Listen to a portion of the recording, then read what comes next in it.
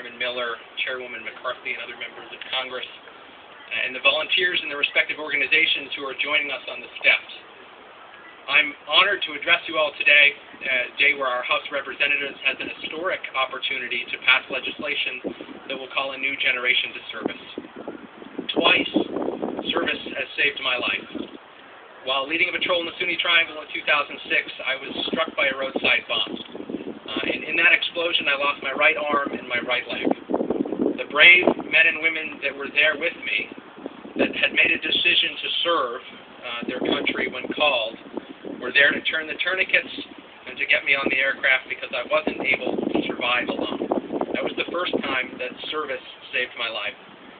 The second came 18 months later at a military medical center not far from here as I learned to walk and to move on with my life.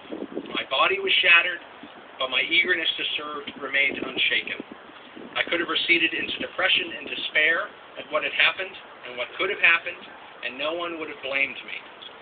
But instead I joined Survivor Corps, a global network of people scarred by war that are helping each other to rise above their injuries and to give back to the communities in which they live. Through Survivor Corps, I built a program that is helping veterans recover through peer support and connecting them to community service opportunities because I know firsthand that no one survives alone. Survivor Corps doesn't stand to benefit from the passage of this legislation as much as veterans everywhere that are struggling stand to benefit. Service saved my life twice, and through the Veteran Service Corps called for in this legislation, veterans will have opportunities to help fellow brothers and sisters in arms and their families that are struggling to return home and to reintegrate. Veterans and families will also have more opportunities to continue to serve their country by giving back in their local communities. Service doesn't have to end when we hang up the uniform, and it shouldn't.